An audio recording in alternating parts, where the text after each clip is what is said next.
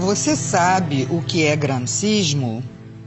São ideias provenientes do filósofo comunista marxista italiano Antonio Gramsci. Fundou a tese de que para implementar o socialismo numa sociedade, o melhor caminho é ir alterando aos poucos a estrutura de todas as instituições humanas, incluindo as religiosas, educacionais, morais, culturais, jurídicas, governamentais e midiáticas da mídia. Uma sociedade culturalmente e moralmente fraca é muito mais vulnerável a presenciar revoluções de qualquer tipo. Gramsci postulou o conceito de hegemonia cultural, que é o domínio ideológico de uma classe sobre a outra, trazendo o enfraquecimento do capitalismo, culminando em uma revolução e ditadura comunista. Uma nação inteira fica dopada e dominada, formando uma sociedade idiotizada para que se perpetuem no poder. O gramscismo vem sendo adotado em vários países da América do Sul, como Bolívia, Chile, Nicarágua, Argentina, Uruguai, Peru, Guianas, Venezuela e Brasil. Aqui se tornou mais forte no governo de Fernando Henrique Cardoso, quando este permitiu a criação do Foro de São Paulo, proposto por Lula e Fidel Castro. Essa doutrina está sendo inserida em doses homeopáticas na veia da sociedade, e muitos não acreditam que estejam contaminados. O golpe comunista é feito em etapas. Primeira etapa: um governo populista. Essa fase pode ocupar várias presidências do mesmo partido ou da mesma coalizão. Assistencialismo.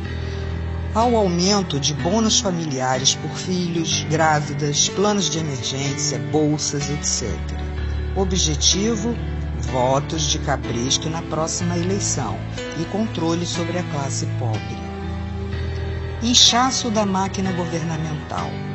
Com o aumento de cargos públicos, estimam-se 4 votos do grupo familiar por cada emprego público.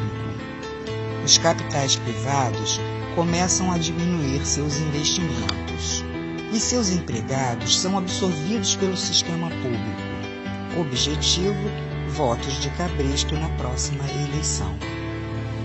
Aumento de salários e aposentadorias, inclusive sem contribuição prévia. Inicialmente, contam com a aprovação da classe trabalhadora e dos sindicatos. Depois, começa a espiral inflacionária que anulará todos os aumentos. O custo de vida dispara e o objetivo é fidelização de eleitores e votos de cabresto na próxima eleição. Meios de comunicação. Todos recebem dinheiro do governo, ficando assegurada a publicidade oficial. Transmitem notícias distorcidas e com visões que interessam ao sistema para manipular a massa, e depois começa a censura, impedindo totalmente o conhecimento da realidade através, inclusive, do controle da internet, que se tornará interna e restrita. Aqui no Brasil, vemos a perseguição àqueles que combateram a subversão nos anos 60. Demonizam as forças armadas, o regime militar, taxando-o de ditadura e outras mentiras, criando uma imagem de inimigo inexistente, porém temido. A corrupção, esta se fará presente no círculo dos amigos do governo, que estarão protegidos pela impunidade, os deixando livres para saquear os cofres da nação. Uma outra manobra é promover falsas acusações de discriminação às minorias, como índios, homossexuais, presidiários, drogados, etc. Legisla a favor dessas minorias com o objetivo de criação de grupos ideológicos para a defesa do sistema e ainda a fidelização de eleitores para a próxima eleição. Porém, quando o comunismo tiver totalmente instalado, todos serão rejeitados.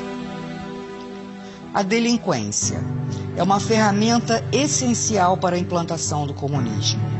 Dominam as ruas, infiltram-se em manifestações como grupos extremistas, os Black Blocs, que são financiados, assim como os agentes e líderes de movimentos sociais para prejudicar os que são contrários ao sistema. Segurança. Haverá um desmonte progressivo, falta de equipamentos, atraso nos salários, desmoralização por supostos atos de corrupção e violência. Leis que beneficiam os infratores e prejudicam a ação policial. E sobram autoridades para garantir direitos humanos para criminosos, em detrimento das vítimas, incentivando e acelerando a violência. Partidos. Grande fragmentação e alinhamento com a base do governo. Não havendo referências, pois todos seguem a mesma cartilha. Ocupações. Promovem as ocupações de terras públicas ou privadas. Invasões incentivadas por elementos que se beneficiam com a exploração dos menos favorecidos, cobrando aluguéis. Como prenúncio das expropriações, os capitais estrangeiros começam a sair do país e entram empresas de nações ligadas ao sistema. A mídia passa a perseguir os empresários nacionais, havendo quebra de muitas empresas e a estatização de outras. Assim, a classe média não consegue se organizar como oposição. Há o aumento também de ONGs de esquerda e a criação de grupos de choque. Na educação, a criação de novas universidades, diplomas à vontade, facilidades a grupos que sustentem ideologicamente o sistema e promovem ensinamentos distorcidos. A essa altura, o nível educacional é muito baixo para que se mantenha o povo na ignorância e sob controle do Estado. Cria-se a classe braçal do proletariado. Impostos. Oneram os trabalhadores com a alegação de que a finalidade confiscatória é para a redistribuição da riqueza. Porém, serve apenas para manter e financiar as gordas contas do governo, mantendo luxos e ostentações. O narcotráfico. Através dele se dá a deteriorização, principalmente dos jovens. As organizações criminosas movimentam uma grande quantidade, onde o acobertamento se dá, inclusive, no tráfico de armas. Sindicatos. A princípio, formados com o intuito de coibir greves através de acordos com o governo. Posteriormente, os dirigentes não alinhados com o sistema se retiram das centrais sindicais na tentativa de formarem centrais dissidentes, sem a menor possibilidade de êxito. Saúde. Criação do sistema único com crescente diminuição da qualidade e precário atendimento, utilizado pela maior parte da população. As prestadoras privadas, com a inflação crescente, altos custos e encargos, acabam sendo obrigadas a vender suas empresas ou então serão estatizadas. O efeito é um grande colapso na saúde. Segunda etapa.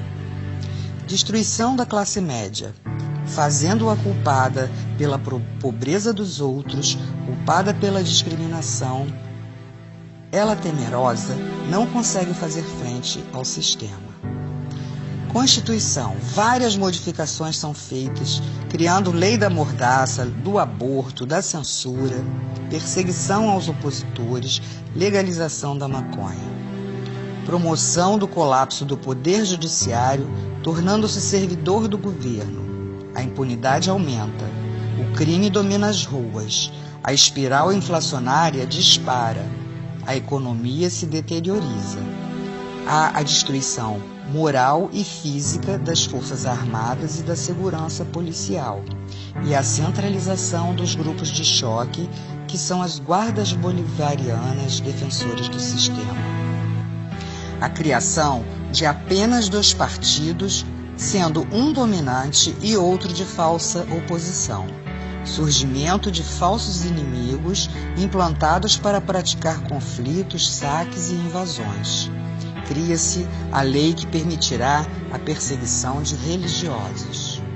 Terceira etapa: tomada do poder.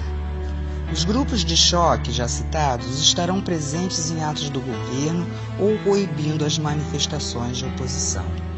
Prisões por considerar crimes políticos. Serão feitas expropriações, confisco de passaportes, proibição de sair do país e novas identidades aos que estiverem de acordo com o sistema, sendo feitas avaliações e lavagens cerebrais. Racionalização de alimentos e com direitos apenas aos que tiverem a nova identidade. Severas deportações, total controle social e fim da liberdade. Portanto, as portas do inferno estarão abertas para todos serem aprisionados com correntes e cadeados nesse sistema trevoso. Se não quisermos nos tornar escravos, devemos lutar por todos nós e nossas famílias, pela nossa liberdade enquanto há tempo. Saber o que se passa é um direito de todo cidadão. Vamos nos unir, ir para as ruas, demonstrar nossa insatisfação e pedirmos a faxina dos três poderes.